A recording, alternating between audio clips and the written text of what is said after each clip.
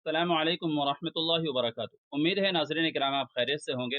मुअज़्ज़ज़ नाज़रीन किराम, बाज़ लोगों का तबलीग जमात के बारे में सवाल ये होता है कि तबलीग जमात वाले जिस तरीके से काम कर रहे हैं और लोगों को जमात में जाने की ताकीद और तरगीब करते हैं, मसलन 3 दिन, 10 दिन, 40 दिन, 4 महीने, साल भर और ऐसे ही शब गुजारी वगैरह, क्या ये तरीक़ा आप अलैहिस्सलातु वस्सलाम और सहाबाए किराम कुरान और हदीस से साबित है या फिर ये बिदात है?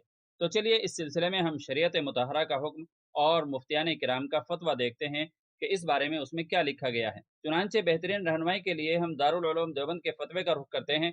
बस आपसे गुजारिश ये है कि वीडियो को आखिर तक ज़रूर देखिएगा और चैनल पर पहली बार आए हों तो सब्सक्राइब भी कर लीजिएगा।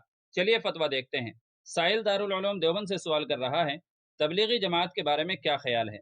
क्या ख्याल है उस तहरीक के बारे में जिसे तबलीगी जमात के नाम से जाना जाता है, जिसमें 1 साल, 7 महीने, 4 महीना, 40 दिन, 3 दिन और शब जुमा वगैरह की हकीकत ना तो हुजूर सल्लल्लाहु अलैहि वसल्लम के दौर से साबित है, न सहाबाए किराम रिज़वानुल्लाहि अलैहिम अजमईन और न उनके बाद के लोगों से, जबकि अल्लाह ताला ने कुरान पाक में फरमा दिया है, तुम्हारे लिए तुम्हारा दीन मुकम्मल कर दिया है, यानी हज्जतुल विदा के मौके पर।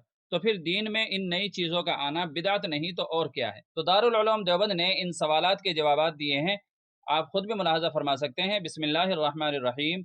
आपने इस्तिफ्ताए हाज़ा बज़रिए ईमेल भेजा है। क्या ईमेल के तवस्सुत से मसाइल शरीयत को हल करना कराना हज़रत नबी करीम सल्लल्लाहु अलैहि वसल्लम और सहाबाए किराम रिज़वानुल्लाहि अलैहिम अजमईन नीज़ ताबिईन तबे ताबिईन रहमुमुल्लाह से साबित है? ज़ाहिर है कि हरगिज़ नहीं। तो ईमेल से मसाइल हल करना बिदअत क़बीहा में दाखिल है या नहीं?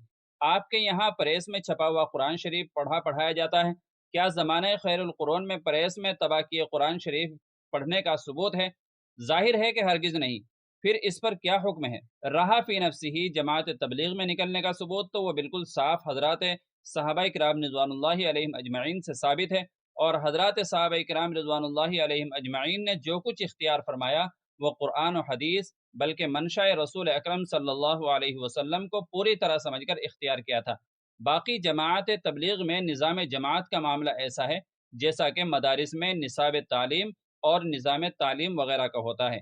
इन जैसे उमूर में हर जुज़ई के सबूत का कुरान और हदीस और नबी अकरम सल्लल्लाहु अलैहि वसल्लम से सराहतन मुतालबा करना बेमहल है।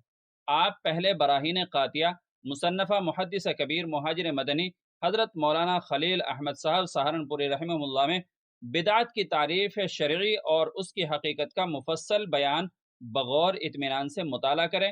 फिर उसका इंतिबाक या आदम इंतिबाक जमात तबलीग के निज़ाम पर होता है या नहीं, उस पर गौर करें। उसके बाद जो इश्काल रहे उसको लिखें। वल्लाहु ताला अलम। दारुल इफ्ता दारुल उलूम देवबंद। तो नाज़रीन किराम, उम्मीद है कि मसला अच्छी तरह वाज़ेह हो गया होगा। वीडियो अच्छी लगी हो तो लाइक और शेयर कर दीजिएगा, और चैनल पर पहली बार आए हों तो सब्सक्राइब भी कर लीजिएगा। चलिए फिर मिलते हैं अगले किसी वीडियो में। अस्सलामु अलैकुम वरहमतुल्लाहि वबरकातुहू।